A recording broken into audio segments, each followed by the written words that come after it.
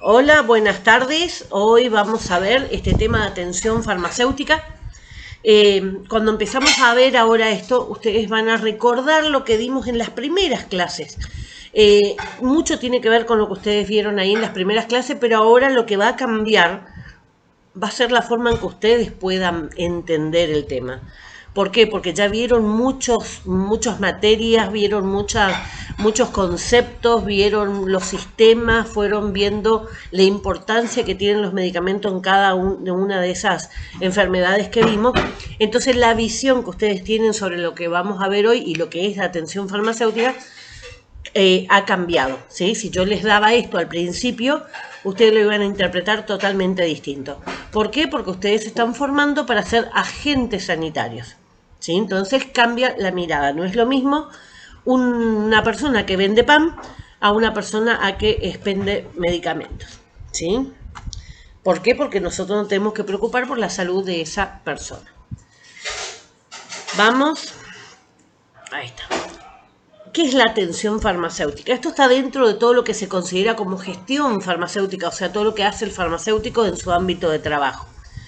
Esto tiene mucho de España. En la Argentina, cuando se trajo todo lo que era esto de atención farmacéutica, la intención era aplicarla como la tiene España, pero en la práctica no se pudo.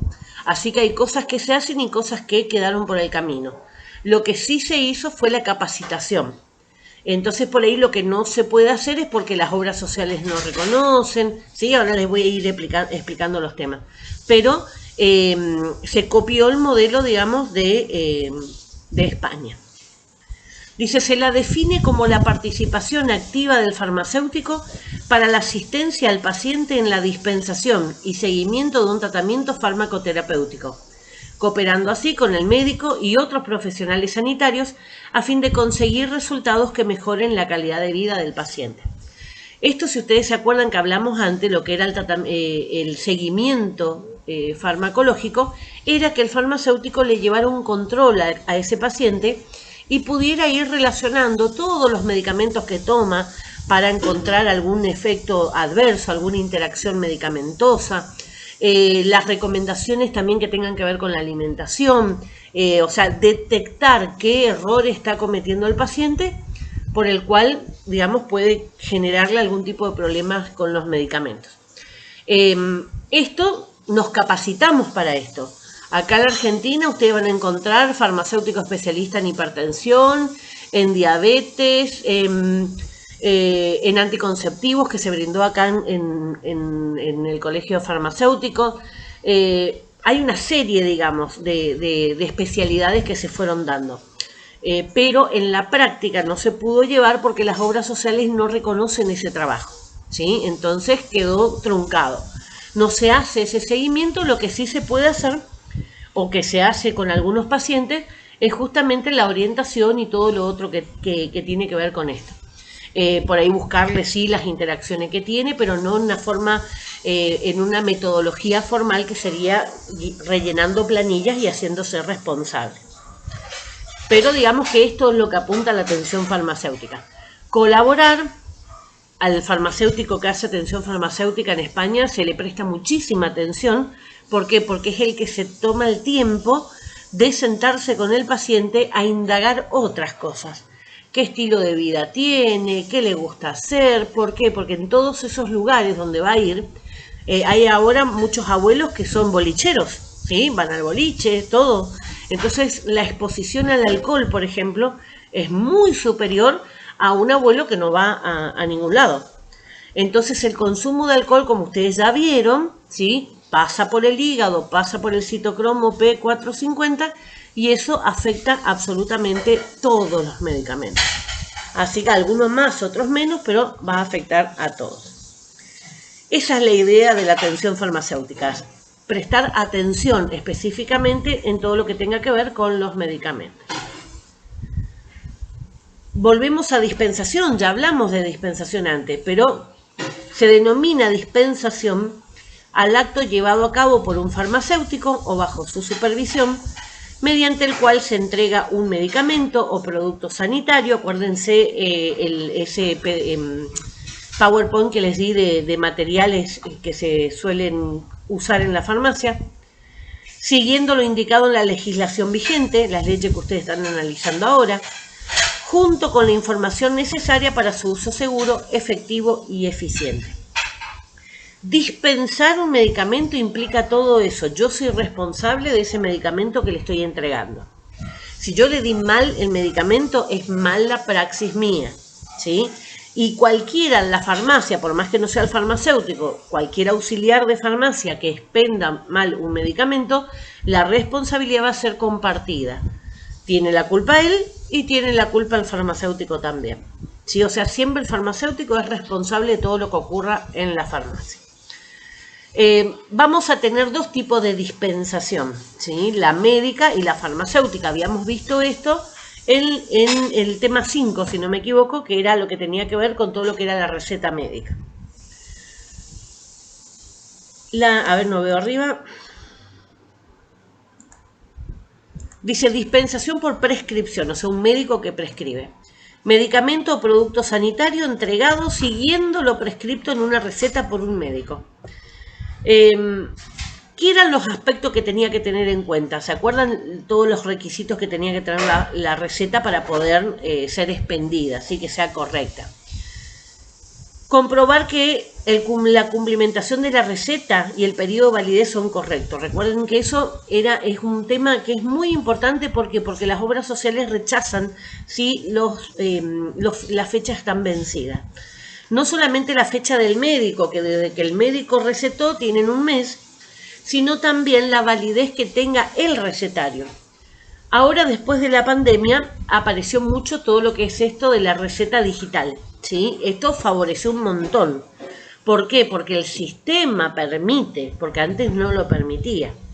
El sistema permite que el médico pueda enviarte la receta, dice receta digital, justamente para que esté justificado, que esté impreso en otro tipo de papel, y entonces el paciente puede llevárselo a la farmacia o la farmacia directamente puede descargarla directamente en la farmacia.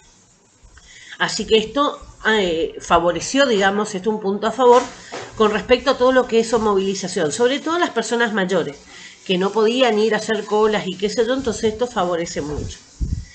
Solicitar la credencial médica del paciente referido en la prescripción. ¿Qué es eso? No es que le van a pedir un carnet del médico. Sí, cuando estamos hablando de obras sociales, siempre le van a pedir el documento de la persona, ¿sí? De la receta, y la obra social, ¿sí? Para poder tener cobertura a obra social. Porque a lo mejor, supónganse, yo no tengo IPS. Me hacen una receta a mi nombre en IPS y si a mí no me piden nada, en la farmacia pasó. Cuando la farmacia quiera presentar en la obra social, no lo va a poder hacer, ¿sí? A lo mejor lo va a rellenar en la planilla, va a presentar, pero va a venir rechazada porque dice afiliado inexistente. ¿Sí? Entonces siempre con el carnet ustedes evitan que estén dándole un medicamento que a lo mejor después no es, y obviamente la culpa la van a tener ustedes por no pedir el carnet y el débito seguramente del sueldo va a venir, ¿sí? O sea, tengan en cuenta eso. Todas las macanas que se manden normalmente se castiga con el sueldo, ¿sí? Así que tengan en cuenta. Pero lo que se refiere ahí es que el médico esté matriculado, que tenga un número de matrícula, ¿sí? Ese número de matrícula ya lo hablamos también y era la forma de asegurarme que ese profesional trabaja acá en Misiones. En Misiones no sirven las recetas médicas de otras provincias, ¿sí? El médico tiene que estar habilitado para prescribir acá en Misiones. ¿Dónde lo hace eso? En el colegio de médicos. Hay especialistas que vienen de otras provincias, que vienen a operar, que vienen a hacer alguna atención especial, ¿sí? Sobre todo los oncológicos, pero siempre es pasando por el colegio médico y con la autorización de ellos para poder ejercer acá, ¿sí? Eso, todos los colegios profesionales somos muy, muy, muy celosos. ¿Para qué? Para que no vengan de otras provincias a invadir la provincia ajena. Revisar las condiciones de dispensación del medicamento o producto sanitario. Entonces, ver esa caja, ¿qué dice? Dice que tiene que ser con frío o lo tengo que entregar en un paquete refrigerado. Puede ser una conservadora, puede ser un sobre de material termostable, o sea que ahí puedo poner los hielos y queda y aguanta hasta que esa persona se vaya a su casa. No es para que dure 24 horas, sino que es para que pueda llevar 2-3 horas hasta que llegue a su casa. Por ejemplo, si es eso. Por ejemplo, si dice otra cosa, mantener para arriba, no apilar muchas cajas. Siempre en las cajas van a decir cuáles son las condiciones que tiene que tener. ¿Sí? Eso es importante. Y sobre todo, esa última revisión ocular antes de darle al paciente, controlar que esté todo bien. Que los sellitos de trazabilidad, ustedes ahora van a ver lo que es la trazabilidad, los sellitos de trazabilidad estén intactos, que no haya estado rota la caja, que el vencimiento del medicamento esté bien. Son pequeños detalles oculares que ustedes pueden hacer en el momento de entregar. Si coincide, si es también, ¿sí? Muchas veces se entrega un medicamento porque leo mal la receta, ¿sí? Entonces, ahí hasta último momento. Y sobre todo, preguntarle al paciente si ya lo tomó antes. ¿Por qué? Porque si ya lo tomó antes, aunque no se acuerde el nombre, se acuerda la caja o se acuerda algún detalle, ¿sí?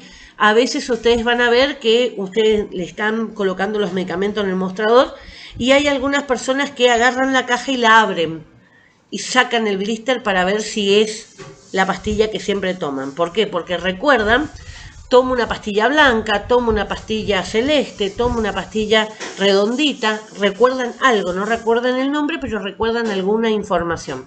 Es por eso, lo suelen hacer para mirar eso. Entonces, ustedes pueden chequear, ¿es el medicamento que siempre lleva? Sí, bueno, entonces ustedes están seguros. ¿Qué se tiene que valorar? ¿Para quién es el medicamento?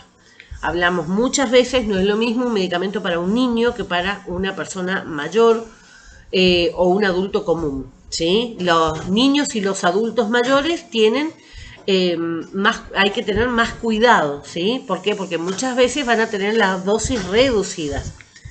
Así que eso hay que tener siempre en claro lo que pone el médico. Si es la primera vez que lo toma o si presenta cambios en la pauta. ¿Qué quiere decir en la pauta? En cuántas veces tomaba o qué concentración o algo, ¿sí? Le cambió la dosis, algo que el médico haya cambiado. Si le dice no, tomo hace mucho tiempo y no la misma dosis, no hay ningún tipo de problema. ¿Por qué? Porque se pueden presentar muchas reacciones adversas a los medicamentos. Muchas de esas ustedes ya las vieron, ¿sí? Ya están sabiendo. Ya saben que los antibióticos pueden ser muy alérgicos. Ya saben que todos los AINES pueden ser muy alérgicos. Pero también, esos eran todas las que me daban urticarias y demás. Pero también hay medicamentos que nos pueden generar digamos, alucinaciones, ¿sí? Tipo esquizofrénicos, ¿sí? Incluso, fíjense, un medicamento común, venta libre, como el omeprazol, que es un antiácido, puede desarrollar, con el abuso de ese medicamento, del omeprazol, puede desarrollar alucinaciones tipo esquizofrenia.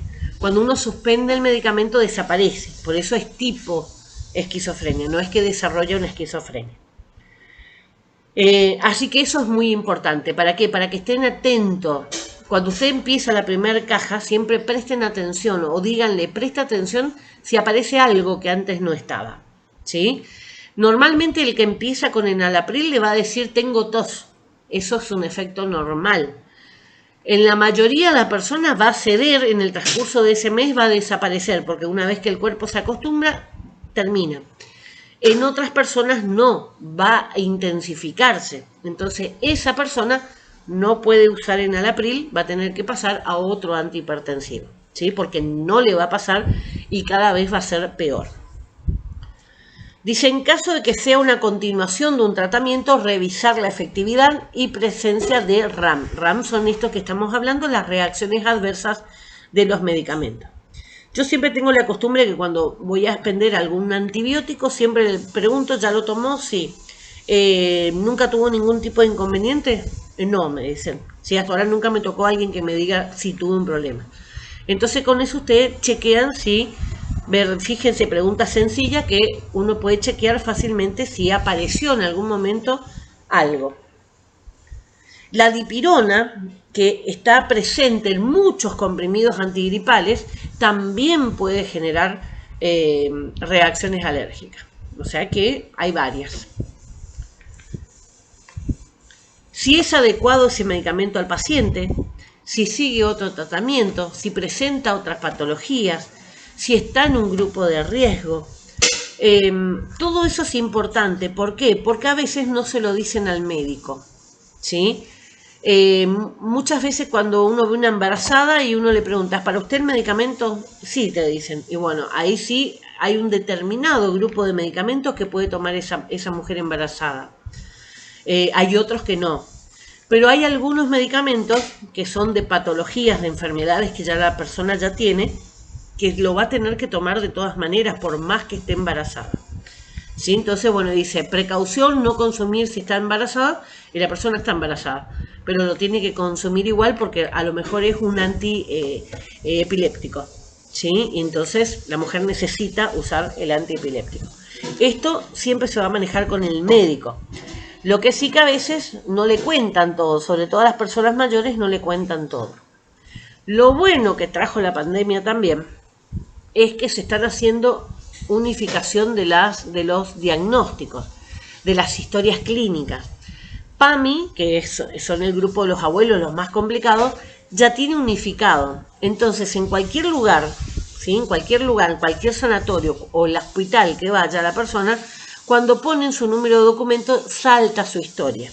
Y salta todos los medicamentos que consume y todos los especialistas a los que va, ¿sí? Porque antes, que no había esta posibilidad de contrastar, se recorrían los médicos buscando, sobre todo, medicación para los nervios y demás, buscando por varias farmacias, ¿sí? O sea, eso después se detectaba cuando aparecía un mismo paciente por varias farmacias. Entonces, todas estas cosas son importantes. ¿Para qué? Por lo menos como para orientarle. Si toma antiácido, ustedes ya saben, nunca el comprimido junto con el antiácido, siempre por lo menos 2 horas de diferencia uno del otro, ¿sí? Pequeñas cosas que hacen la diferencia. No van a cambiar la medicación del médico, nunca. Si ustedes sospechan que hubo un error muy grande, se tienen que negar y pedirle que vuelva al médico. Si lo conocen al médico, porque está en la salita acá a la vuelta, ¿sí? Si tienen posibilidad de hablar con el médico, chequear, al llamar por teléfono y preguntarle si está bien esa medicación. ¿Por qué? Porque son médicos humanos, así que también pueden cometer errores. Y el tema es que a veces con esto de la pandemia y demás estaban sobreexplotados, así que es lógico también que se cometa algún tipo de error. Bueno, si conoce para qué está indicado dicho medicamento, eso es importante. ¿Por qué? Porque, o si no, la gente interpreta, como ya les dije una vez, qué es lo más importante para ellos. ¿Qué va a ser lo más importante? El dolor, ¿sí? Entonces, entre un antihipertensivo y un medicamento para el dolor, siempre le van a dar prioridad al dolor. Sin embargo, el que lo puede matar por no usarlo es el antihipertensivo. ¿Sí? Entonces siempre explicarle para qué es. Este es para su corazón, para que siga funcionando. Este es para su pulmón, para que pueda respirar. Este es para tal cosa. ¿Sí? Siempre explicarle con paciencia, ¿no? ¿Para qué es? Bueno, si dispone de información sobre los siguientes aspectos. La forma de administración, cómo se toma. Los consejos eran sencillos, ¿sí? Recuerden. No con mate, no con agua caliente, no con té, ¿sí? Con agua natural o agua fría. Con el frío no hay problema, pero el calor es el problema. No con Coca-Cola, salvo el ketoconazol, que es para hongos, que en ese caso sí estaría bien tomarlo con Coca-Cola. Nadie lo toma, pero digo que estaría bien. Siempre insistirle en cumplimiento de los horarios si corresponde, ¿sí? Todo eso hace que sea más fácil para el paciente. El dosis y la pauta, o sea, cada cuánto tiene que tomar, la duración del tratamiento, las medidas de conservación. ¿Dónde se dejan los medicamentos? Hay algunos que al abrirse hay que guardarlo en la heladera, otros pueden estar afuera, ¿sí? Los jarabes. y nunca guardarlo ni en la cocina ni en el baño, por la humedad y por el calor. ¿Sí? Esos no son lugares para guardar medicamentos. Valorar si hay contraindicaciones, interacciones y reacciones adversas. Después, con el tiempo, al principio no, pero con el tiempo ustedes van a ver que siempre son los mismos pacientes que vienen, porque son los clientes típicos. Y ustedes los van a poder ir conociendo mejor. ¿Sí? Por ahí van a tener tiempo de hablar, van a saber tal medicamento. Y muchas veces, en los abuelos sobre todo, en la farmacia saben más de las enfermedades que tiene el abuelo que otra cosa. Así que se va dando esas relaciones más como amistad y entonces este tipo de reacciones adversas es más fácil de detectar. Localizar el medicamento en la zona de almacenamiento y verificar su adecuado estado de conservación. Eso es encontrar el medicamento en la farmacia. Farmacia chica van a estar los estantes expuestos, cualquiera que está atendiendo puede acercarse. En la farmacia grande normalmente el depósito está cerrado, ¿sí? Y hay personal exclusivo del depósito que es el que le va a pasar el medicamento. Ustedes le piden o le dan la receta, ellos buscan y se lo entregan. Comprobar que el usuario conoce toda la información necesaria para un uso correcto de ese medicamento o producto sanitario. ¿Sabe cómo se toma? Sí. ¿Sí? Normalmente los que le van a decir que no es el que inicia un tratamiento. Dar información sobre medidas no farmacológicas complementarias. Esto lo vimos también. ¿Cuáles eran? Por ejemplo, el de no tomar con gaseosas. Por ejemplo, el de no mezclar con determinados alimentos algunos productos. Todo lo que sean hormonas de tiroides no se toma junto con cereales. ¿Qué quiere decir esto? Cuando yo estoy tomando levotiroxina, ¿sí? Que es la hormona de la tiroides, que es una glándula que está acá en el cuello, la forma correcta de tomarla es: me levanto, tomo, espero media hora y después recién desayuno. Y en ese desayuno no tiene que haber nada de cereales. ¿Por qué? Porque la hormona se pega al cereal y yo lo voy a eliminar, ¿sí? En lugar de pasar a sangre. Así que, por ejemplo, restringir el consumo de cereal a la mañana. A la tarde sí no hay problema porque está lejos de la toma. Otra recomendación puede ser los que tienen trastorno de coagulación, ¿sí? El tema de ver el tipo de comida, que no exagere con la banana, que no exagere con los repollos. ¿Por qué? Porque tienen alto contenido de potasio. Tampoco las bebidas tipo 7up y eso, porque tiene alto contenido de potasio. Y en el caso de las personas que tienen trastorno de la coagulación es complicado. Para otros que no tienen ningún tipo de trastorno de sangre, sí es muy beneficioso porque ayuda con el tema de los calambres y demás musculares. Por eso cada paciente siempre va a ser diferente. Dar información sobre medida, entonces, era todas estas cosas que ustedes pueden ir aprendiendo con el tiempo también en base a esos pacientes. Valorar la necesidad de ofrecer otro servicio. Por ejemplo, vino doña Rosa y le recetaron enalapril. Bueno, ¿cuál otro servicio puede ser? Le tomo la presión, ¿sí? Le tomo la presión. Simple, sencillo. Tramitar las condiciones para la facturación, de ser el caso, por ejemplo, la retirada del cupón troquelado. Esto es importante también porque si yo no recorto ese troquel, ese pedacito que está para cortar, yo no lo puedo pegar en la receta, así que ahí no me van a reconocer el medicamento. Hay algunos productos que no tienen troquel, ¿sí? Pero son ampliamente conocidos, digamos, también para la obra social, entonces esos no son rechazados.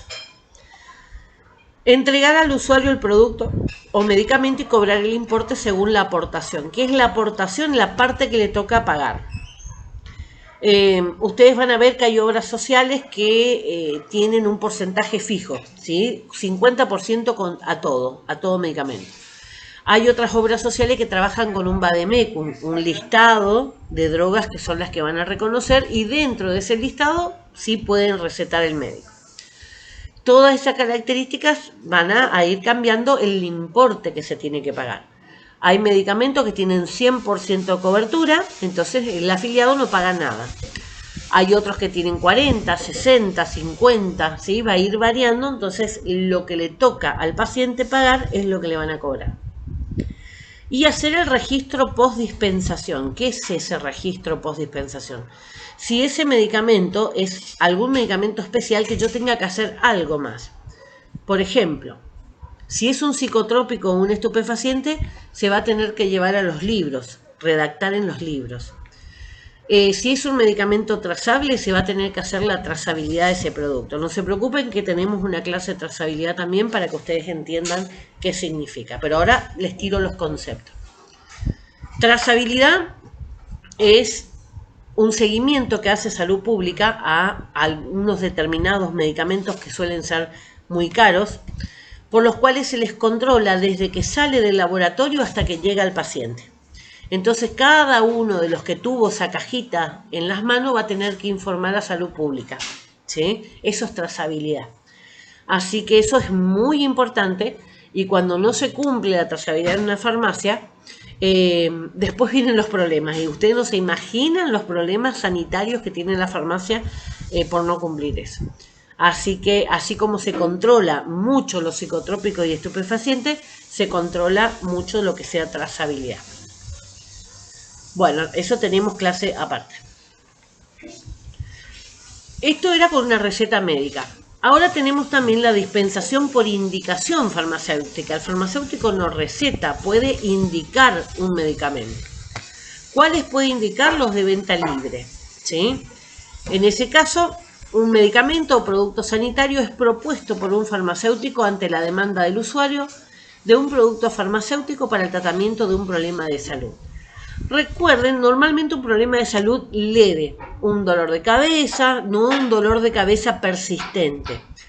O sea, cuando dice, ¿tenés algo para el dolor de cabeza? Vieron la propaganda esa que está, y quiero Ibupirac, ¿sí? O ibuprofeno, no sé cuál es la marca. Bueno, primero saber, ¿el dolor siempre tiene o apareció ahora? ¿Sí? Porque si es un dolor que siempre está, hay otro problema, ¿sí?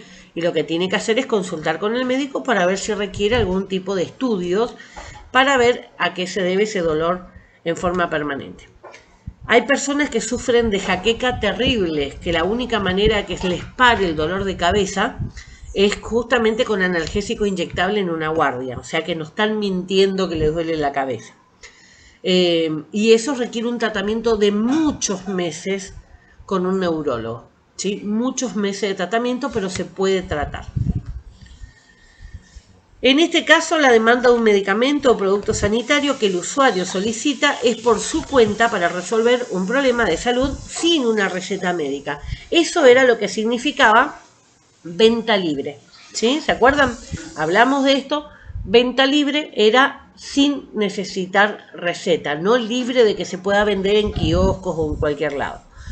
Cuando se adhirieron acá al decreto de desregulación, es un producto del decreto de desregulación económica, que eso lo vamos a hablar después de las leyes, que ustedes van a hacer el trabajo práctico. Los diputados y senadores en ese momento entendieron que venta libre significaba libre en cualquier lugar. Así que sacaron esos medicamentos de la farmacia y lo dieron a los kioscos. Recién en el 2009 se logró sancionar otra ley donde volvían esos medicamentos exclusivamente en farmacia. Pero siempre recuerden que una ley nacional no se aplica en la provincia. Una ley nacional se aplica solamente en Ciudad Autónoma de Buenos Aires, en Cava, en la capital. Para que se cumpla en las provincias, inclusive de Buenos Aires, tiene que la provincia adherirse o aprobar una ley similar. Eso hicimos nosotros acá en Misiones, pero recién en el 2016. O sea, desde el 2009, que fue a nivel nacional, en el 2016 se sancionó esa ley que yo les di para que ustedes analicen. Bueno, esa es la ley que está vigente ahora. Dice, para este tipo de dispensación se deben dar los siguientes pasos. Recoger información completa sobre el problema de salud. O sea, me duele la cabeza, ¿hace cuánto que te duele la cabeza? Tengo vómitos, ¿qué tipo de vómitos son? Y vomito, te dice la gente, ¿sí? Pero ¿qué tipo? ¿Me chorreo o escupo el vómito? Porque es muy diferente uno que el otro. Cuando el vómito me chorrea, que yo me ensucio, ¿sí? Ese es un vómito digestivo, por decirlo de una manera. Cuando yo expulso el vómito tipo el exorcista, ¿sí? Eso tiene un origen neurológico. Y eso también hay que recomendarle que vaya al médico y que le cuente eso. Si usted le pregunta, le dice vomito, sí, le ensucié todo al otro. Puede ser también por borracho. Recuerden que el alcohol afecta la parte neurológica. Si le dice no, me tomé de todo, bueno, ahí es lógico que aparezca eso. Otro de los síntomas es el dolor de cuello. El cuello rígido puede ser una alarma muy importante en niños, sobre todo por el tema de la meningitis. Entonces, esos datos que le pueda dar no es lo mismo, ¿sí? No es lo mismo mi hijo está vomitando a que mi hijo está con el cuello duro y vomita expulsando lejos, ¿sí? Entonces ahí hay que urgente recomendarles que vaya a emergencia. Planificar el producto farmacéutico adecuado. No es lo mismo tampoco con las colitis. Hablamos mucho cuando vimos la parte digestiva. El tema de las colitis también. Recuerden que una colitis es un mecanismo de defensa que tiene el cuerpo. Pero yo no le puedo dejar con colitis mucho tiempo. ¿Por qué? Porque se deshidrata. ¿Sí? Entonces, en esos casos lo que tiene que hacer es tratar de cortar. Hay medicamentos para cortar la diarrea, ¿sí? Y reponer los líquidos rápidamente. El que vomita tiene que tomar en sorbos pequeños, porque si toma grandes volúmenes va a tener la arcada de volver. Pero el que está con colitis no tiene un problema de la parte superior digestiva, así que puede tomar grandes cantidades de líquidos que no hay problema. Ahora, esto ya casi no le dicen a la gente, pero si yo me tomé un comprimido, supónganse que estoy con colitis, me tomé una pastilla anticonceptiva y me fui al baño dentro de las 2 horas después de tomar la pastilla anticonceptiva y perdí la pastilla anticonceptiva. ¿Sí? Entonces después aparecen en los embarazos, uy, me falló la pastilla. Bueno, cuando tienen colitis tienen que prestar atención, cuando toman antibióticos mucho tiempo tienen que prestar atención, ¿sí? Entonces cuando están con vómitos, tomé la pastilla, a la media hora fui a vomitar, tengo que tomar de vuelta, ¿sí? Entonces eso también lo vamos a ver cuando veamos métodos anticonceptivos. Por ahí, entre que yo entiendo que ustedes son todos jovencitos, ¿sí? Pero entre que no piden esa información y desde la otra lado, los profesionales no brindamos esa información, van quedando como esos agujeros, esos vacíos que la gente no sabe qué hacer, ¿sí? Pero ahora estoy viendo en la farmacia que van y preguntan, ¿sí? Preguntan cosas que le van quedando dudas. Me parece muy bien que pregunten. Bueno, localizar el medicamento en la zona de almacenamiento y otra vez, igual que el otro, verificar que la caja esté bien, que no esté aplastada, que esté completa, que cumpla con todos los requisitos. Comprobar que el usuario conoce la información necesaria para hacer un uso correcto. Dar información adicional sobre otras medidas, por ejemplo, si le pido un analgésico, ¿sí? Me duele mucho la pierna, no puedo caminar en la rodilla, me duele mucho, quiero un analgésico, pero el ibuprofeno no me hace nada, quiero un analgésico más fuerte. Hay otros medicamentos que son un poco más fuertes. Ya si fuera muy fuerte ya tiene que ir también nuevamente al médico. Pero hay una de las preguntas que se tiene que hacer, ¿usted es hipertenso? ¿Sí? ¿Cuándo toma su medicamento para la hipertensión?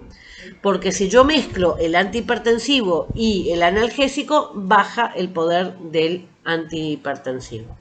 Esto tenemos en el material que dimos clases pasadas, ¿sí? O sea que siempre tengan en cuenta eso. Valorar la necesidad de ofrecer otro servicio de atención farmacéutica, por ejemplo, un seguimiento farmacoterapéutico. Y entregar el producto y cobrar su importe. En este caso, el seguimiento farmacoterapéutico, lo que le decía que acá no se hace, pero no quita, si tienen buena voluntad, de que le investiguen, ¿sí? Investigar si tiene algún tipo de problema con algún medicamento.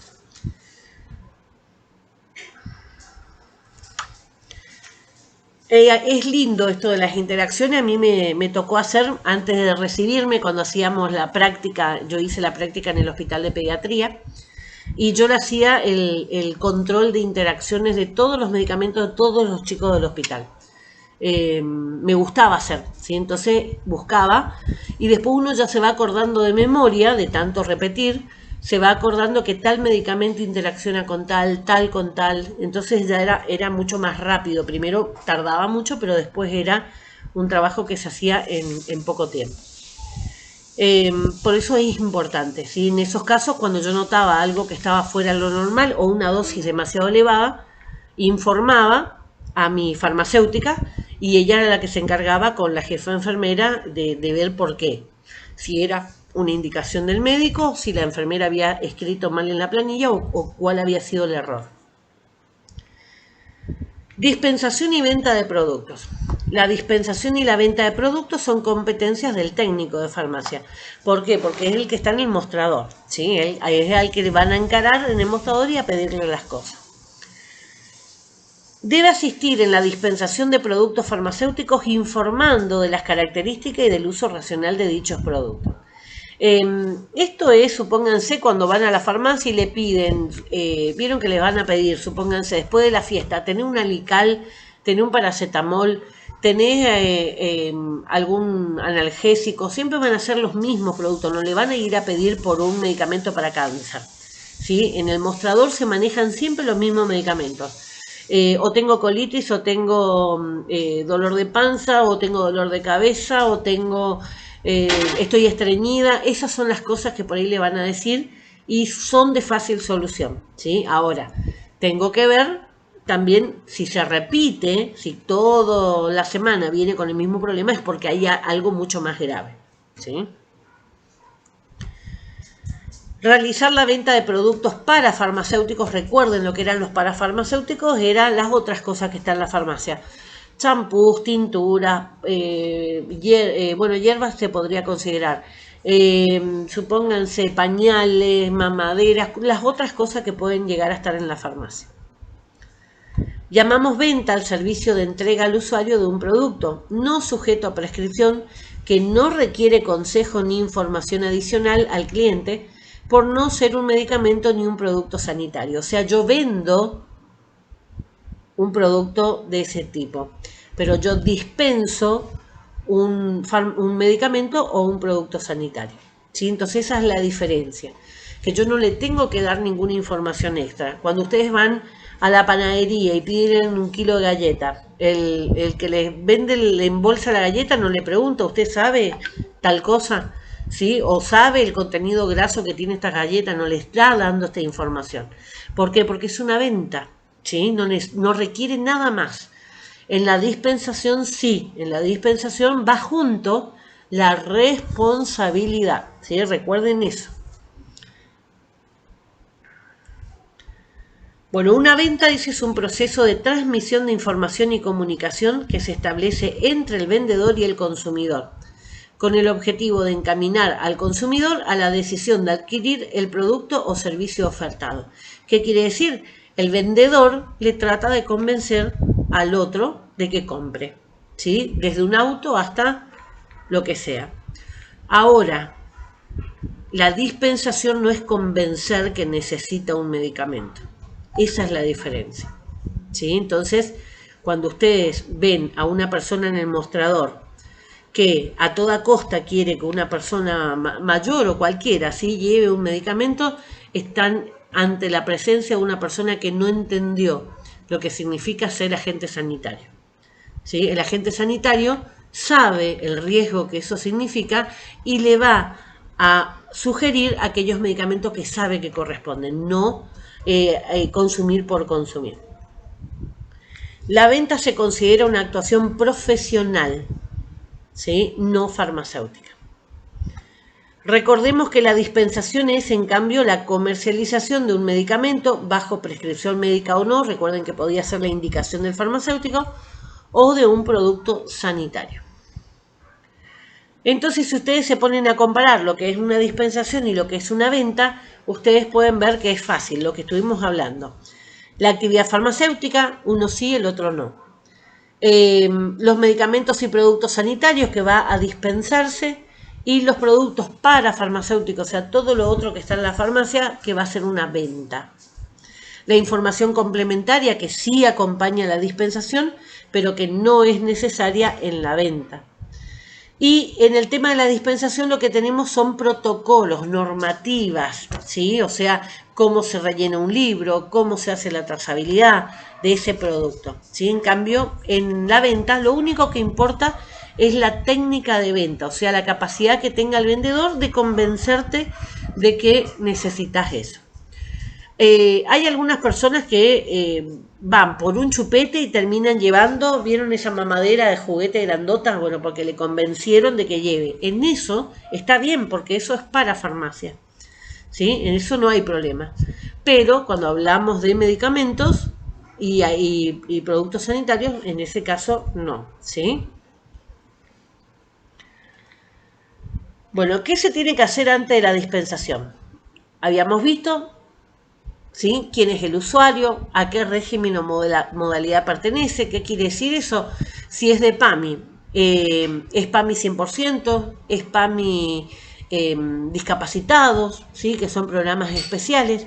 ¿Es PAMI de HIV? ¿Sí? ¿Cuál es el tipo de régimen o de categoría dentro de las obras sociales? Todas tienen su categorización.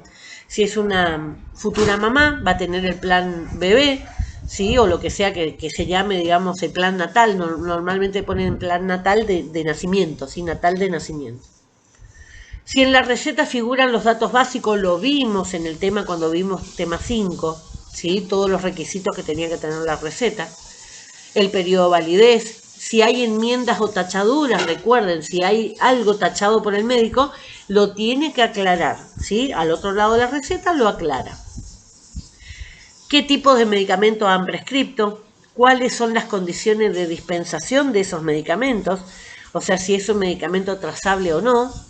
Si es un medicamento que es psicotrópico o estupefaciente, van a necesitar el duplicado de esa receta. Si hay necesidad de registro en los libros de gestión farmacéutica, por ejemplo. Y llegamos a los libros. Esto era lo que yo le quería llevar, ¿sí? Pero les llevo la próxima clase que tengamos presencial, yo les llevo estos libros para que lo puedan ver. Ahora les doy foto. Pero en los libros, esto es importante, ustedes van a encontrar que en la farmacia va a haber libros obligatorios, ¿sí? Uno de esos libros obligatorios se llama recetario.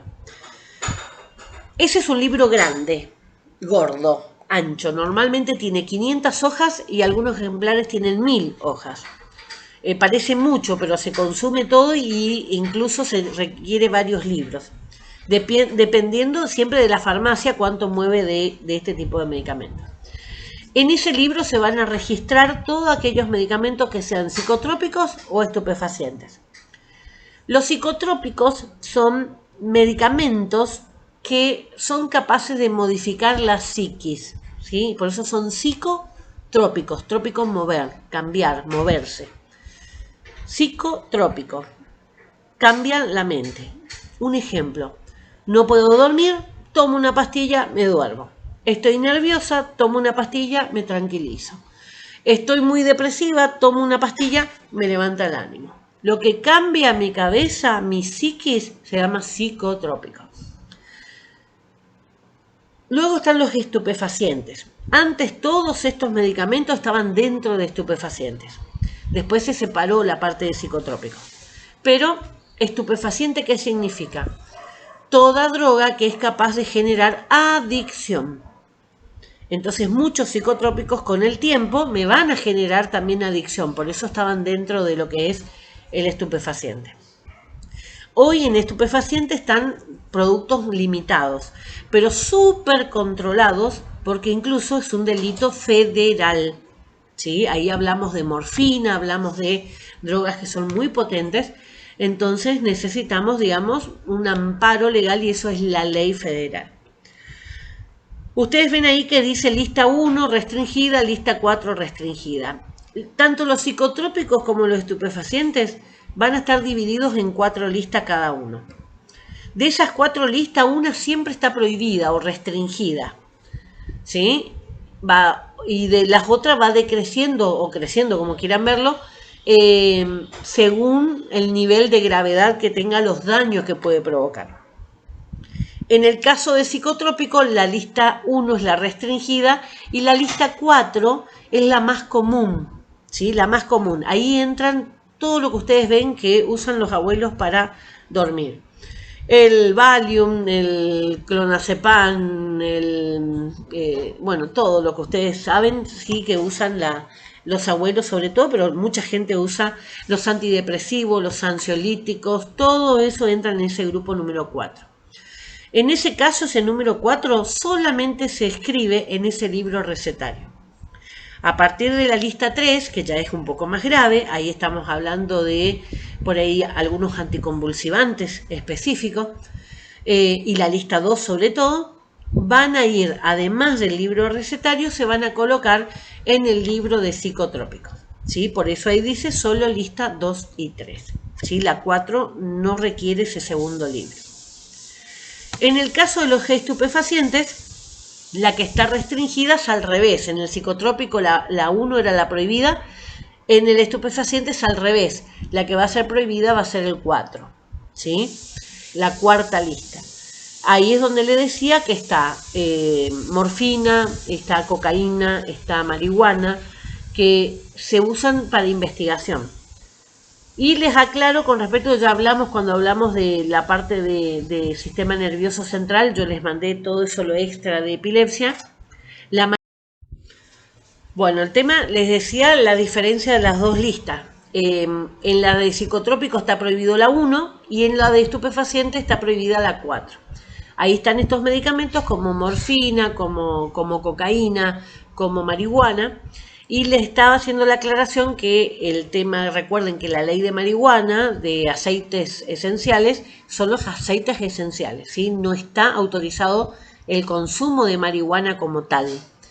Incluso la planta que se utiliza para eso y la planta que está autorizada a cultivar esas personas que tienen niños con epilepsia refractaria, es justamente una planta híbrida que tiene un alto potencial en esos compuestos que sirven para la medicina y muy reducido el potencial de adicción, ¿sí? O sea, son plantas híbridas, ¿sí? Modificadas para justamente hacer eso. Todo el resto que ustedes ven no está autorizado, por lo tanto sigue estando bajo esta ley 17.818 que prevé la cárcel, ¿sí? Entonces, el fumar porro, todo eso, ¿sí? Sigue siendo un delito. Hay algunos países en los cuales está autorizado el uso de marihuana, de fumarse un porro, pero para aquellos pacientes terminales. ¿Por qué? Porque ya no me importa que se vuelva adicto, porque está por morir, ¿sí? Entonces, como una forma de hacerle que sea más tranquilo sus últimos tiempos. Pero en nuestro país no figura eso, ¿sí? Así que tengan en cuenta eso también. Yo le vi pasar ahí.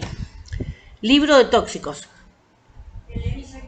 Bueno, el libro de tóxicos es un libro que se usaba mucho antes. Cuando yo les contaba de que antes a veces en la farmacia era lo único sanitario que había en el pueblo. Entonces se manejaba en la farmacia lo que eran los venenos, ¿sí? Sobre todo en la chacra, en el interior del país, y por supuesto los medicamentos, las antitoxinas para poder recuperarse. Incluso se manejaban todo lo que sean los antiofídicos, ¿sí? Por si había alguna mordedura de serpiente. Eso con el tiempo se dejó y se usa exclusivamente para en el caso que llegue a utilizarse algún tóxico en la farmacia, ¿sí? Pero normalmente terminan vacíos. Es muy raro, digamos. Bueno, quiero que miren cómo se llaman estos libros. Se llaman libros, ¿sí? ¿Por qué les hago esto? Porque en el examen me contestan, siempre algunos me contestan mal. Yo les puedo preguntar, ¿un vademecum es un libro obligatorio de la farmacia? ¿Empieza con la palabra libro? No, entonces no es, ¿sí? Sean vivos, fíjense que todo lo que son obligatorios empieza con libros. Libro de recetario, libro de psicotrópico, libro de estupefaciente, libro de tóxicos. Si yo le digo vademecum, no es. Si yo le digo, no sé, otra cosa, ¿sí? Cualquier nombre que se me ocurra, el Popol Vuh, les digo, No sé si saben lo que es el Popol Vuh, nos daban a nosotros en lengua, sería como la Biblia de los indígenas. Si le pongo eso, no, ¿sí? Tiene que empezar con la palabra libro. Recuerden eso porque siempre hay alguno que me contesta mal. Por eso cada vez recalco más. Bueno, acá les presento al señor libro recetario. Así parece chico, pero les cuento que tiene, así yo le muestro como que ustedes saben la medida que les estoy mostrando. Aproximadamente 50 centímetros, bueno, no sé si 50, pero 40 centímetros seguro de alto, es ancho y grueso. Así que eso yo le voy a llevar la próxima clase que tengamos en el instituto. Imagínense, sin luz allá imposible, ¿no? Bueno, dentro de ese recetario ustedes van a encontrar una hoja así como la imagen que ustedes ven ahí, en el cual la primera columna dice número, la segunda dice médico y después están los espacios para poder completar el medicamento. Ese número es para ir poniendo las recetas en orden creciente, 1, 2, 3, 4. ¿Sí? Voy poniendo en orden creciente. El médico que hizo la receta. Y al lado, antes se escribía todo lo que tenía que ver con la preparación que se podía hacer de ese medicamento. Hoy lo que se escribe es el nombre comercial de ese medicamento. Supónganse Valium 10 miligramos comprimidos por 30. Todo eso se escribe y al terminar el día, el farmacéutico firma. Por eso este recetario es de relleno diario, ¿sí? Todos los días el farmacéutico tiene que firmar. Si no hubo ninguna receta de psicotrópico y estupefaciente, se pone la fecha y se va a colocar la frase sin movimiento. Se firma nuevamente. ¿Sí? Solamente puede no firmarse cuando estamos hablando de que la farmacia estuvo cerrado, entonces se coloca cerrado y listo. Bueno, esto se va rellenando una hoja tras otra, no hay ningún tipo de límites para eso. Así se ve una vez que se empieza a rellenar, ¿sí? Les cuento que esta letra está bastante fea, así una caligrafía que es vieja, pero ahora cuando ustedes vean van a ver con mi letra también, ¿sí? Tampoco es muy linda mi letra, pero se entiende más que esto que está acá. Sí, pero siempre fíjense el número de receta que está manejando en esta página. 15.859 recetas ya atendió este farmacéutico, así que imagínense, tenía varios años. Y fíjense de qué año es, del año 58, ¿sí? Bueno, el año 57 salió la ley, imagínense. Bueno, esto para que ustedes tengan una idea. Después van a ver el libro en vivo y en directo, entonces van a poder entender más fácilmente. Esto es el libro de psicotrópicos. Ustedes pueden encontrar psicotrópicos con la P adelante o sin la P. Las dos están bien escritas, ¿sí? Porque a veces dicen, está mal escrito. ¿Sí? Va a depender del país donde sea también. Bueno, esta es nuestra porque tiene nuestro número de ley, ¿sí? Fíjense que dice abajo ley número tanto. Bueno, en este caso es un libro que va a ser finito y va a ser largo. Si alguna vez vieron un libro de contabilidad, vieron que son largos los libros, ¿sí? La hoja ancha. ¿Por qué? Porque tiene una columna, que es lo que ustedes ven ahí, que dice entradas. Tiene la primera que dice fechas, la segunda que dice entrada, o sea, cuando yo compré ese medicamento, y después va a tener otra columna donde dice salidas. ¿Ven? La última columna es saldo, que quiere decir lo que me quedó.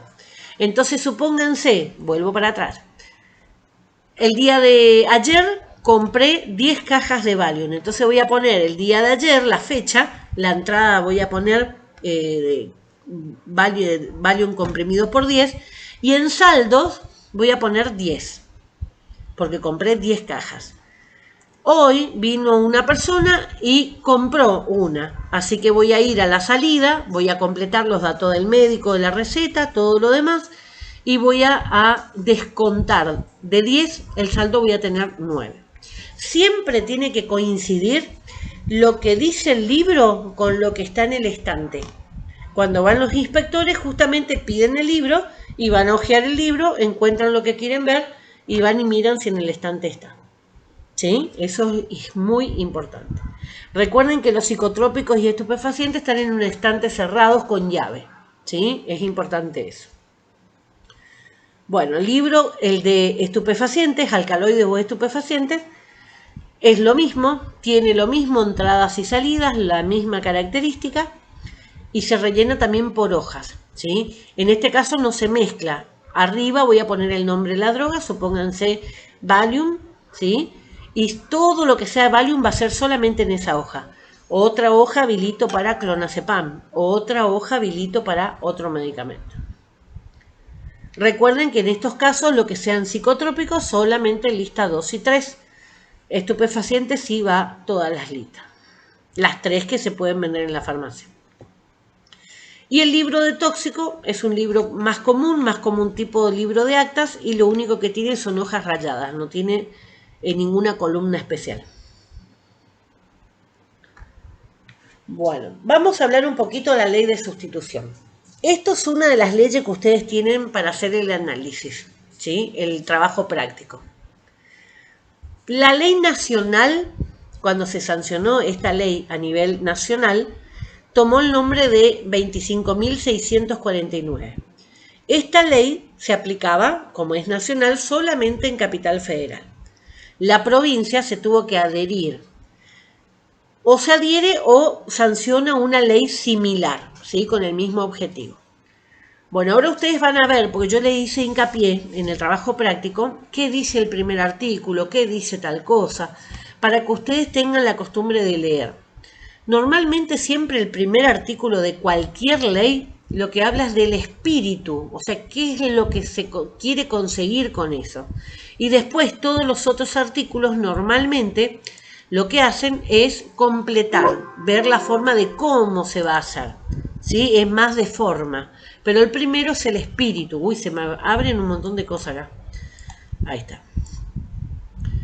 Bueno, o sea que cuando nosotros sancionamos, porque nosotros no nos adherimos a esta ley, nosotros sancionamos una ley similar, se le otorgó el número de 3.843. ¿Sí? O sea, esta es la segunda ley que les di a ustedes para que analicen. ¿Qué dice esta ley? Esta es la ley de prescripción por nombre genérico. Fíjense, si ustedes prestan atención, yo le estoy dando varias respuestas del trabajo práctico. Esta ley se sanciona en el año 2002, ¿sí? Tanto a nivel nacional como a nivel provincial. Dice que cuando no se disponga del medicamento por causa de desabastecimiento o de razones de urgente necesidad en su dispensación, es posible el reemplazo de la medicación prescripta por otra.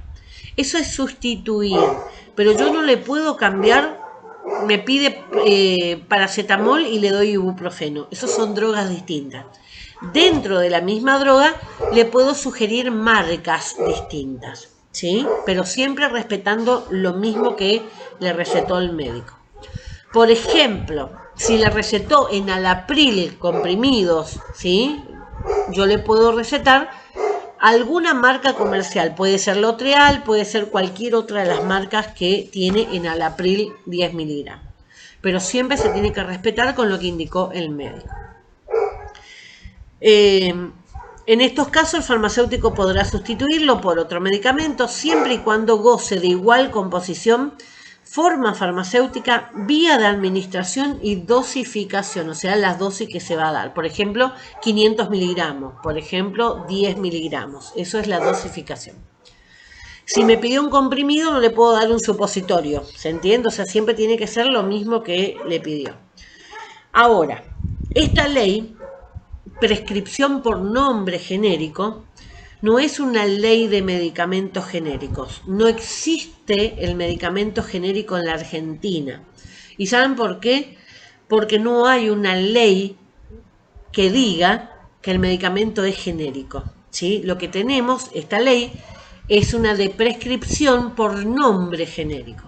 Y el nombre genérico de un medicamento es el nombre común internacional por el cual se conoce esa droga en todo el mundo. Por eso es internacional. Si yo digo, me voy a una farmacia, me pasó, ¿saben qué? En Brasil me pasó que tuve que ir a buscar un antiemético para los vómitos. Acá iría a pedir un Reliberam, ¿sí? Pero allá cuando me fui a pedir, le pedí una metoclopramida. ¿Por qué? Porque si yo le digo Reliberam, allá no se llama Reliberam, ¿sí? Entonces le dije la droga, y cuando le dije la droga me trajeron el producto que tienen ellos. Esto pasa lo mismo en cualquier parte del mundo. Hay algunos laboratorios que son internacionales, entonces en todos sus países va a tener el mismo nombre. Pero cuando hablamos de la industria nacional, que tiene acá, o a veces cuando va a otros países, toma el nombre que tiene, por ahí compraron una empresa, supónganse en Colombia, compraron un laboratorio colombiano, entonces siguen con ese nombre.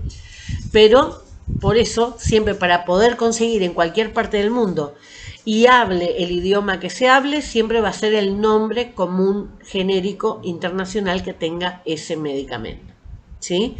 Eso es el nombre por el cual la Organización Mundial de la Salud le reconoce en cualquier parte del mundo. De eso se trata esta ley, no se trata de medicamentos genéricos. ¿Sí? Para que se trate de medicamentos genéricos, tenemos que tener una ley primero. Eso es parte del trabajo práctico, ¿sí? Hay uno de los artículos que yo le pregunto de qué trata ese artículo y cómo lo define, ¿sí? ¿De qué trata? Trata del nombre genérico, y ahí está la definición de qué es un nombre genérico, ¿sí? Porque me contestan mal también. Bueno, para ello dice deberá, a ver que no veo anotar en el lugar correspondiente de la receta el medicamento que dispense, la fecha, su firma, su rúbrica. Bueno, esto se hacía al principio. Cuando se iba a sustituir un producto por otro, en el reverso de la receta atrás, el farmacéutico ponía el nombre del medicamento por el cual lo sustituyó. Hoy ya todas escriben exclusivamente el nombre genérico, así que no hace falta aclarar. Hay ciertos medicamentos que no es recomendable sustituir por sus características de biodisponibilidad. Recuerden el proceso LADME que vimos en la clase, en la segunda clase. Y estrecho rango terapéutico. Recuerden ventana. Creo que no sé cuántas veces le habré hecho este gesto de la ventana terapéutica, ¿sí? Para que eso es estrecho. Si eso es ancho, yo puedo variar. Pero cuando la ventana terapéutica es estrecha, un estrecho rango, entonces yo no puedo cambiar de marcas porque es muy peligroso de que se salga de esos valores del rango. Los medicamentos biológicos, por ejemplo, las insulinas, las vacunas, los medicamentos biotecnológicos, todo eso tiene un margen pequeño. Los medicamentos que contengan alguno de los principios activos considerados de estrecho margen, como el acenocumarol, que es un anticoagulatorio, o sea, para evitar los coágulos, la carbamazepina, que es un anticonvulsivante, la digoxina, que es un cardiotónico, la ciclosporina, que es un medicamento para cáncer, fenitoína para convulsiones, levotiroxina para la tiroides, el litio para la psicosis, la metildigoxina, que es también cardiotónico, el tacrolimus para cáncer, la teofilina para asma, la warfarina también para los coágulos sanguíneos. Les doy el ejemplo con el acenocumarol, por ejemplo, que me pasó a mí, ¿sí? Yo tomo hace mucho tiempo. Tiene su dosificación. Si yo tomo menos de la dosis que tengo que tomar, el riesgo es que los coágulos sigan estando. Y si los coágulos están y se mueven de mi pierna, ¿sí? Porque normalmente aparecen en las piernas, ese coágulo se mueve con la corriente sanguínea y puede venir a mi pulmón, a mi corazón o a mi cerebro. En los tres casos me puede matar o me puede dejar gravemente discapacitada. Ese es el riesgo que tiene, ¿sí? La mayoría de las veces mata. Ahora, estoy en mi margen terapéutico. No quiero morir de un coágulo, entonces tomo más de lo que tengo que tomar. Me voy al extremo para arriba, ¿sí? Salgo de ese margen terapéutico. Exagero. La sangre queda tan líquida que me puedo desangrar en cuestión de segundos. Si estoy tomando acenocumarol, siempre es recomendable llevar alguna identificación de que uso eso. ¿Para qué? Para que si yo tengo un accidente, la gente que está conmigo sepa cómo actuar. Supónganse, yo no tomo acenocumarol, tomo otra droga, pero también es un anticoagulante. Si yo me caigo, me golpeo la cabeza. Aparentemente está todo bien, pero por dentro, como yo tomo anticoagulante, puede haber un derrame, ¿sí? Puede haber un sangrado interno. Lo mismo pasa un golpe, pasa con cualquier cosa. Si me corto, ustedes no se imaginan lo que me sangra cuando me corto el dedo cocinando. Directamente tengo que parar de cocinar porque no es que pongo una curita y paso. Tengo que sujetar y minutos, y donde suelto antes de eso vuelve a sangrar. O sea que tarda muchísimo más tiempo. Normalmente un dedo cuando ustedes se cortan, en 1 minuto y medio paró de sangrar. Bueno, a mí me puede durar 10 minutos sangrando. Así que hay que tener en cuenta, digamos, que eso es el peligro. ¿Sí? Entonces esos que tienen margen terapéutico pequeño, por algo son peligrosos, ¿sí? O son tóxicos o tienen algún tipo de riesgo. Los medicamentos para el aparato respiratorio administrados por vía inhalatoria. ¿Por qué? Porque recuerden que lo principal es respirar. ¿Sí? Si yo no respiro, no llevo oxígeno a los tejidos, por lo tanto los tejidos se infartan. ¿Sí? Antes que incluso puede llegar a ser hasta más importante que el corazón, porque el corazón lo bombea, ¿sí? Lo bombea. Pero fíjense que cuando se está haciendo reanimación cardiopulmonar, yo puedo hacer, digamos, la maniobra para poder generar como si estuviera latiendo para hacer que circule la sangre. Porque otro de los temas es que la sangre que se queda estacionada se coagula. Así que eso es para mandar ese oxígeno que todavía está en la sangre, siga yendo hacia los tejidos. Siempre, digamos, como que se intercala una bocanada de aire con el masaje. Pero incluso ahora las nuevas técnicas que hay, porque eso se va haciendo renovación siempre de las técnicas y las maniobras para reanimación, ya incluso no se recomienda el tema de la respiración, sino exclusivamente el masaje cardíaco. O sea que fíjense la cantidad de oxígeno que queda en la sangre, permite prácticamente no necesitar. Después sí, cuando ya viene el equipo, esto para una emergencia, cuando viene el equipo ya le colocan el oxígeno, ¿sí? ya le hacen el bombeo, vieron que le ponen la máscara y apretan un bolo, ¿sí? Que eso es lo que le va mandando el aire como si le estuviéramos soplando. Bueno, lo dice, los medicamentos que contengan principios activos sujetos a especial control médico o aquellos que requieran medidas específicas de seguimientos por motivo de seguridad, los derivados de la vitamina A. La vitamina A es una vitamina lipofílica. Recuerden lo que significaba. Fílica, amor. Y lipo, grasa. O sea que se adhiere a las grasas. Todo lo que sea lipofílica queda almacenado en nuestro cuerpo. Cuando son vitaminas hidrofílicas, o sea, amantes del agua, se van a ir con la orina. O sea, cuando ustedes toman un exceso de vitamina C, ¿sí? Va a salir la orina más naranja. Es lo único. Porque todo lo que el cuerpo no pudo absorber lo va a eliminar. Pero cuando yo tomo un exceso de vitamina A, queda en mi cuerpo. Entonces eso tiene sus motivos de seguridad porque puede llegar a ser también muy peligroso. Bueno, ahí después le da ácido acetohidroxámico, la talidomida. La talidomida que le figura ahí es la causante de que se realice los controles de los medicamentos en todo el mundo. La talidomida, si ustedes lo googlean después lo quieren buscar, la talidomida era una droga muy buena, y creo que les hablé a ustedes, muy buena para los vómitos. Entonces, como era tan buena, empezaron a usar las embarazadas. ¿Qué pasó cuando esos bebés de las embarazadas empezaron a nacer? Nacían sin brazos y sin piernas, o con algunos, ¿sí? Algunos no tenían brazo, otros no tenían pierna o mal formados. ¿Por qué? Porque es un producto altamente teratogénico, o sea que modifica al feto.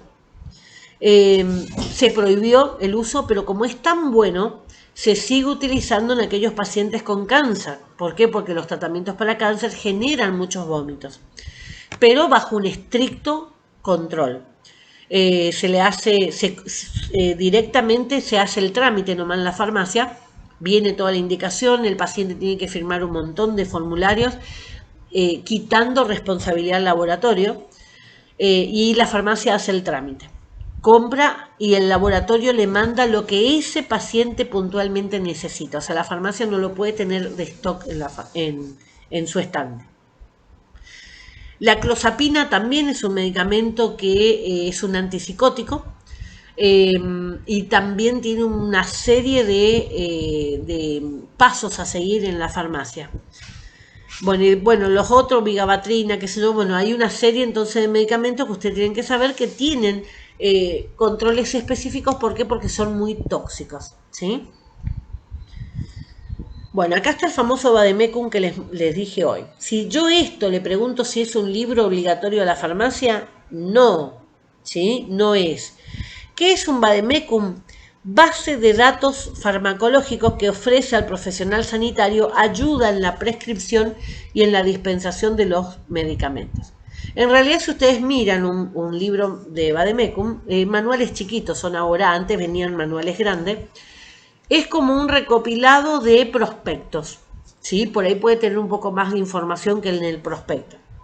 Pero normalmente cada laboratorio por ahí tiene su vademecum, por ahí se saca vademecum de especialidades, por ejemplo, vademecum para cardiólogos, vademecum para pediatras. Y lo último que aparecieron fueron los programas. Entonces el médico directamente se lo descarga en su celular al programa. Esto se paga normalmente. A veces son regalos de la industria farmacéutica, los visitadores médicos le llevan a los médicos. Pero normalmente los programas también pueden ser gratuitos o pueden ser también arancelados dependiendo quién sea el que hace. En el cual el médico puede tener en su celular y consultar cualquier tipo de duda que tenga. O sea que el vademecum es un material que se tiene en la farmacia, no es un libro obligatorio, que sirve al médico para que realice una mejor prescripción. El prospecto, en cambio, recuerden que el prospecto, ya lo habíamos hablado antes, es para el paciente. Normalmente el prospecto tiene que tener información en una forma, un léxico, una forma de escribir que sea fácil. Eso al principio era así, hoy no, ¿sí? Hoy prácticamente el mismo prospecto que está en el vademecum, pero no quita que cualquier persona que tiene la caja, tiene el prospecto, lo puede leer, ¿sí? Y de última consultar si no entiende algo. Pero esto está destinado al público, o sea, el vademecum es para el médico y el prospecto es para los pacientes, ¿sí? Bueno, fíjense cómo era un prospecto de Bayer, los dos son de Bayer. Cómo es un prospecto en el 1900 y cómo es un prospecto en el 2000. El primero, 1900, fíjense de qué droga era el jarabe. Heroína, estupefaciente de la lista prohibida. De la heroína o morfina, ¿sí? Es lo mismo. ¿Por qué? Porque antes no se sabía. Lo que se sabía era que era muy bueno para los vómitos, era muy bueno para desaparecer la tos, era muy bueno para la diarrea. Entonces usaban este tipo de medicamentos muchísimo en pediatría.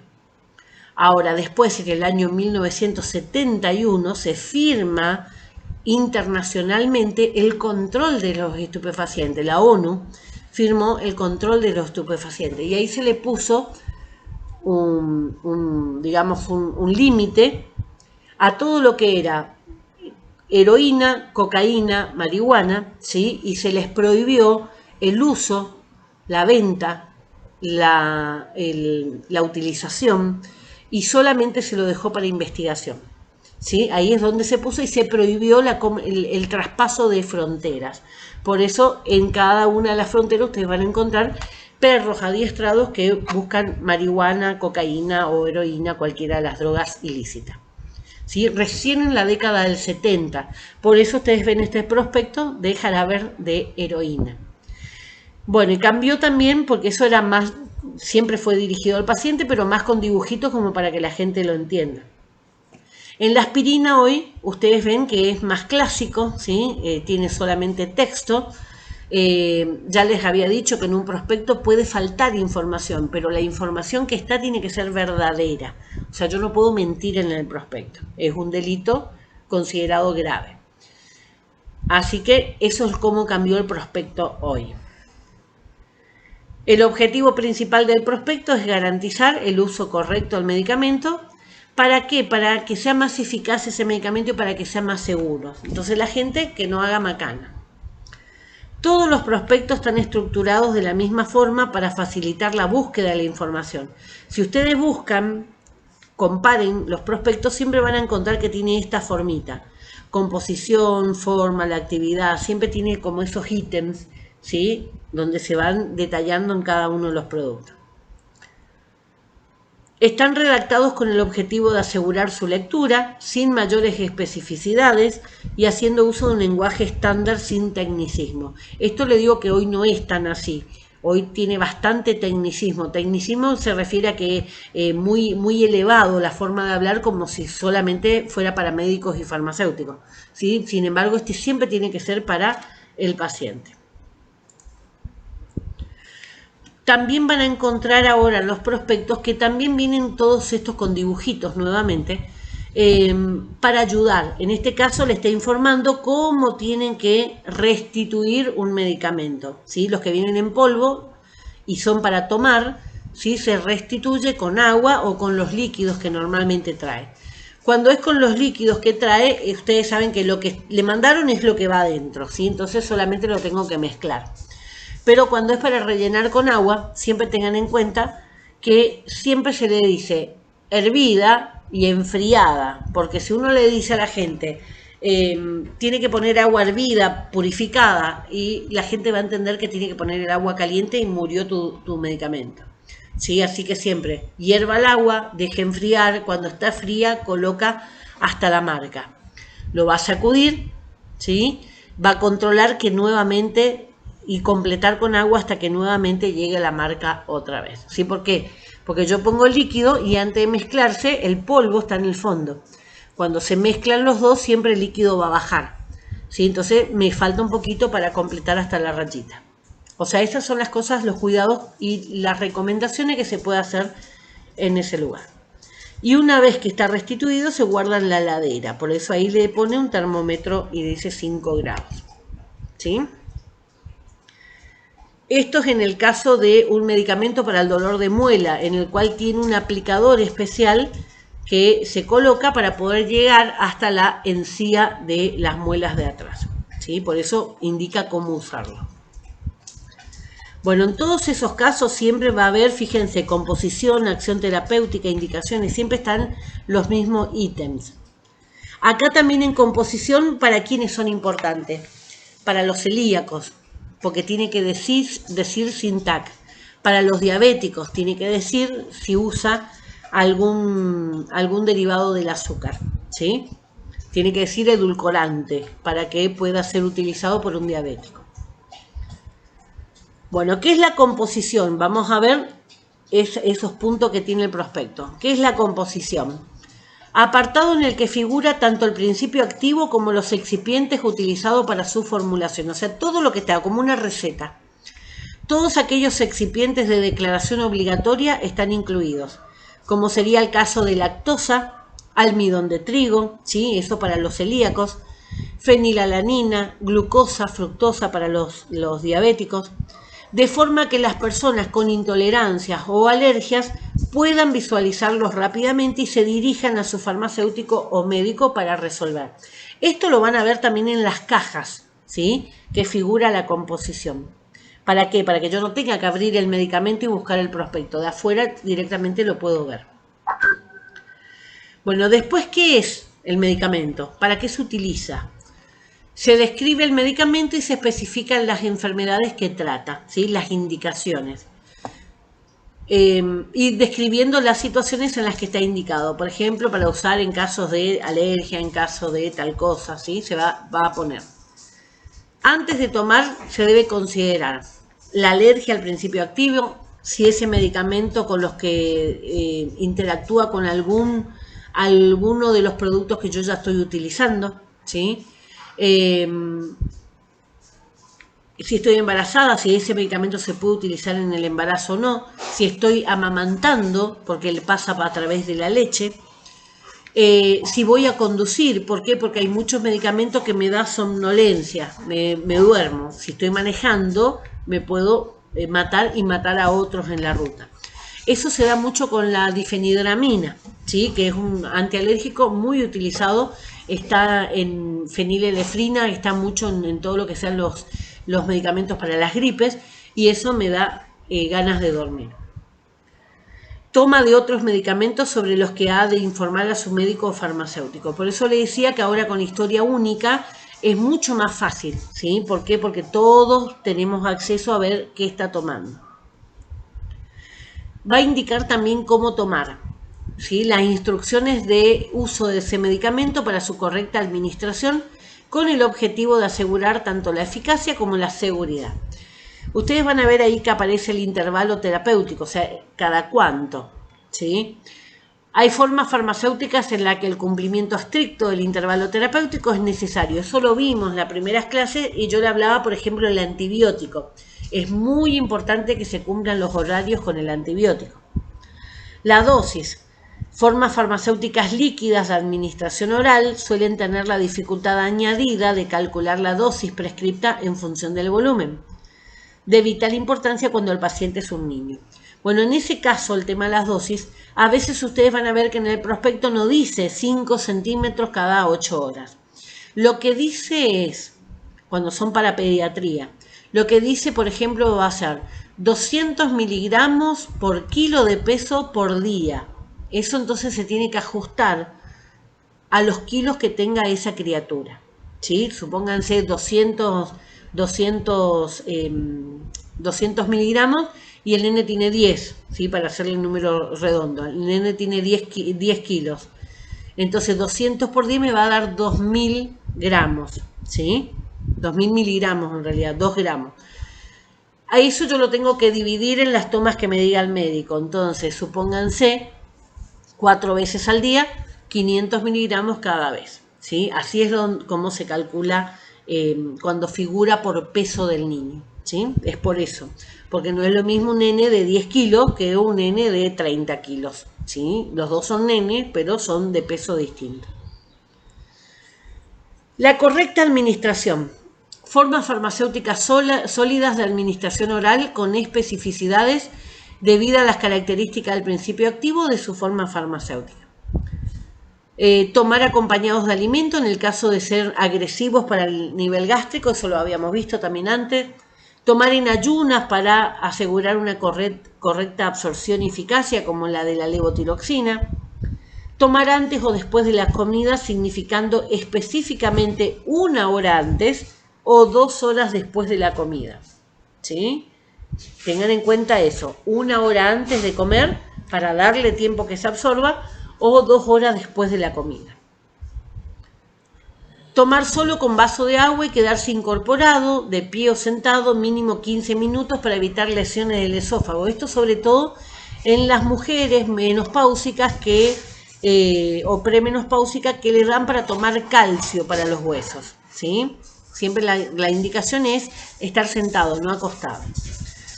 Comprimidos y cápsulas con la indicación de tragar enteras sin masticar, romper o abrir en el caso de las cápsulas, debido a que son gastroresistentes y de eso depende su eficacia. Recuerden que habíamos hecho hasta el experimento, ¿sí? Del efecto que tenían los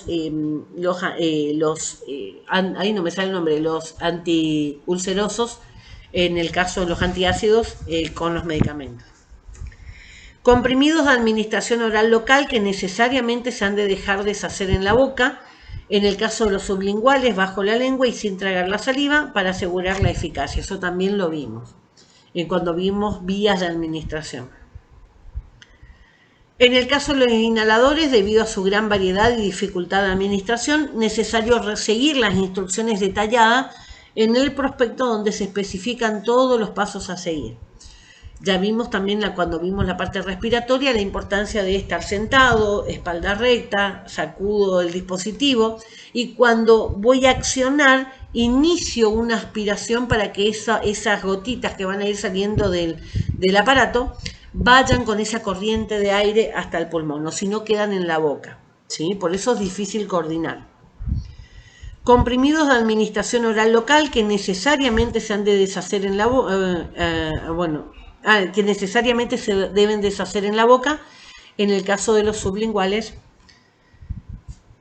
justamente para digamos que recuerden que los sublinguales tengo que dejar debajo la lengua y nosotros tenemos el reflejo de tragar con la saliva. Si se traga se pierde, ¿sí? Tiene que dejarse abajo la lengua. Los posibles efectos adversos. Los laboratorios cuando colocan en los prospectos los posibles efectos adversos que tengan, no quiere decir que van a tener, ¿sí? Pero que alguien en los estudios salió con que tenía. Ellos se cubren porque uno está ya consumiendo sabiendo literalmente para la justicia, el paciente una vez que tiene la caja y tiene el prospecto, ya leyó el prospecto y toma porque quiere, ¿sí? Entonces es una forma de cubrirse ellos. Ahora, salvo que sea algo nuevo, algo que no estaba detallado ahí. Bueno, estábamos hablando los posibles efectos adversos.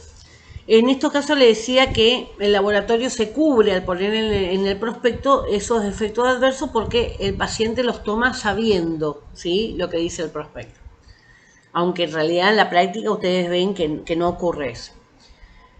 Dice, los efectos adversos son aquellos efectos no deseados derivados del uso del medicamento. Los efectos secundarios derivados de un tratamiento pueden aparecer durante los primeros días de esto y desaparecer. Están clasificados en función de su frecuencia de aparición. O sea, siempre tengan en cuenta a la dosis recomendada. Si yo me tomo una sobredosis de cualquier medicamento, voy a tener efecto adverso, ¿sí? O sea, dentro de lo que es la dosis adecuada, la aparición de algún efecto. Puede aparecer, por ejemplo, en forma de estadística, 1 en 1.000.000, o a veces en forma más literal, con mayor frecuencia, sin especificar cuánto, o rara vez puede aparecer, ¿sí? Es importante tener en consideración los posibles efectos adversos que el tratamiento puede ocasionar para tomar la decisión oportuna si desarrollan uno de estos o no. O sea, ¿para qué es importante esto? Sobre todo cuando el paciente va a tomar por primera vez. Para que esté atento, ¿sí?, a la aparición. Si tiene dificultades para respirar, si siente dolor en el pecho, eso es urgente emergencia, urgente, ¿sí? Si aparece urticaria, si aparece dolor de cabeza, eso es para ir al médico, pero ya no en carácter de urgente, ¿sí?, lo antes posible. Pero cuando se presenta dificultad para respirar, porque puede ser un shock anafiláctico, dificultad para respirar o dolor en el pecho, que puede ser un infarto, directo a la emergencia. Los efectos leves están debido al hecho de conocer que el síntoma está causado por la medicación. La persona no ha de preocuparse, ya que no es un síntoma de otra enfermedad. Un ejemplo muy común en esto sería cuando yo uso el salbutamol, el efecto secundario son las taquicardias, ¿sí? ¿Por qué? Porque acelera el ritmo cardíaco. Mucha gente que no sabe que es un efecto común del salbutamol se puede asustar, ¿sí? Entonces siempre hay que avisarle que cuando se pasa con el salbutamol pueden aparecer taquicardia y si se pasa mucho pueden aparecer hasta temblores en la mano. Los efectos graves, dice, tal y como indica en el prospecto, se ha de consultar a su médico y este determinaría el beneficio o riesgo. ¿Qué quiere decir? Si vale la pena tomar el medicamento con esos riesgos. Por ejemplo, el enalapril con el tema de la tos, ¿sí? En algunos casos se va, en otros casos no, por lo tanto no vale el riesgo. No puedo estar con tos todo el día, ¿sí? Entonces se cambia la medicación. Entonces, en caso de considerarlo oportuno, cambiará el tratamiento. Tiene una importancia muy relevante el hecho de conocer los posibles efectos adversos y detectarlos para poder utilizar una alternativa terapéutica. Alternativa terapéutica es otra droga, no la misma, otra droga que sirva para lo mismo, ¿sí? En lugar de enalapril como antihipertensivo, le doy losartán como antihipertensivo. Es otra droga, pero que cumple la misma función. Que consta en una serie de efectos adversos no es motivo suficiente para abandonar o no cumplir el tratamiento, porque siempre lo que se va a ver es ese balance riesgo-beneficio. Cabría destacar que en todo prospecto se hace alusión a aquellas condiciones especiales, por ejemplo, los niños, las embarazadas, así que hay que tener un cuidado especial en esos casos. Para hacer entender al público que estos grupos de población tienen mayor riesgo y un reducido número de medicamentos que van a ser realmente seguros, ¿sí? O sea, son muy pocos los medicamentos que son seguros para una criatura. Interacciones. Las interacciones dan lugar a un aumento o disminución de los efectos del medicamento. Pueden producirse por la administración simultánea de otros medicamentos, incluso producirse por componentes de la dieta, como le decía, el caso de los cereales con la levotiroxina, alimentos o a veces las plantas medicinales. Recuerden que nosotros vivimos en una zona donde se toman muchos yuyos y los yuyos tienen efectos terapéuticos, ¿sí? Así que se suman esos también. Este es el motivo por el cual es importante avisar al especialista si se está siguiendo algún tratamiento antes de empezar el otro. ¿Sí? Aunque se trate de un medicamento tan inofensivo como la aspirina, recuerden que la aspirina con el antihipertensivo van a tener una interacción. Supone un riesgo la automedicación en un paciente que ya está siendo medicado, aún en el caso de medicamentos de indicación farmacéutica, si no se ha informado previamente al especialista. Y si asimismo se puede inventar o nombrar las más famosas interacciones con determinados alimentos o plantas medicinales, como el jugo de pomelo, el alcohol o el queso. Eso lo habíamos visto cuando vimos interacciones. El jugo de pomelo potencia, ¿se acuerdan? Citocromo P450, eso lo vimos, tercer clase. El jugo de pomelo potencia, el medicamento que sea lo va a potenciar. El alcohol en algunos casos va a potenciar el medicamento y en algunos casos va a aumentar la rapidez de que la persona se alcoholice, ¿sí? Y en el caso del queso puede anular la absorción de una serie de medicamentos, ¿sí? Recuerden, clase número 3. ¿Cómo se conserva? También figura en el prospecto. Se indica si fuera necesario las condiciones especiales de conservación de ese medicamento, como por ejemplo una cadena de frío, ¿sí? O dónde se debe guardar, una vez restituido, guardar en la heladera, ¿sí? O el tiempo también. En el embalaje del medicamento vienen especificadas las condiciones especiales de conservación, en caso de haberlas, y la fecha de caducidad. El embalaje es la caja. Ustedes van a tener un embalaje primario y un embalaje secundario. En el primario es el que toca la medicación directamente. Puede ser el blister o puede ser la botellita del jarabe, ¿sí? Y el secundario es la caja que se lo pone adentro, ¿sí? Todas esas cajas pueden estar empaquetadas. Ahí tenemos un envase terciario. Y todos los paquetes a lo mejor se ponen adentro de una caja. Esa caja se va a convertir en el envase cuaternario. Así sumamos y vamos subiendo, ¿sí? O sea, todo lo que me separa de esa droga. Pero lo importante para la farmacia es el primario, que toca la droga, y el secundario, que es lo que yo puedo manejar desde afuera. Y ahí termino, ¿sí? O sea, era un poquito más. Es como un repaso de toda la primera parte, pero ya con una mirada más como agente sanitario, ¿sí?